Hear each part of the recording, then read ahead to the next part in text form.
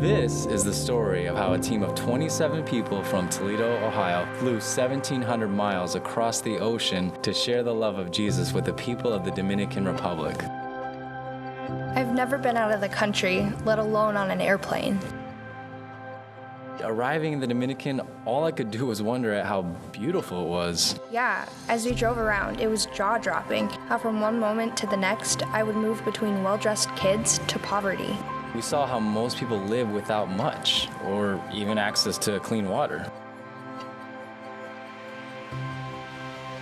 Like all missions trips I've heard about, things don't always go as planned, and this was no exception. Things seemed to change day by day, but I realized that caused me to rely on God and His plans rather than my own.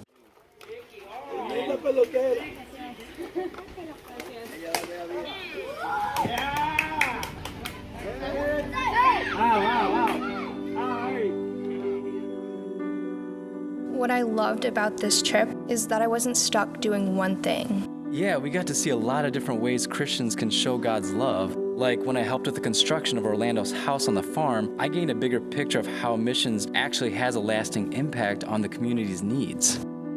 It's not just putting on church services or VBS, it's also going out, visiting people at the hospital, taking neighbors groceries and offering to pray, encouraging boys and women at the rehab centers, dancing with people with special needs, visiting the widows and orphans. It's about making a personal connection.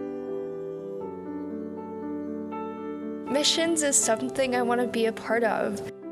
I feel that's where God calls me to be.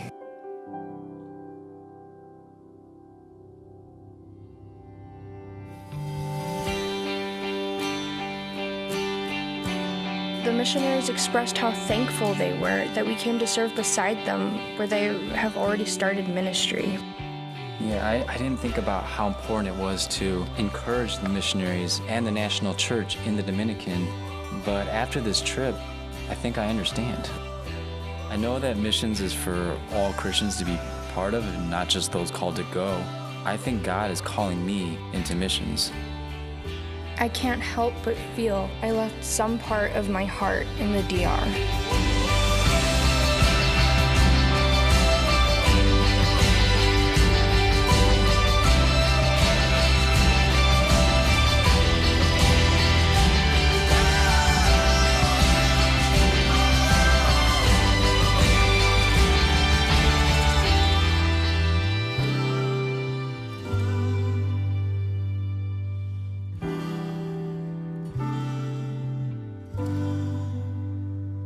We love sharing about what God did in the DR.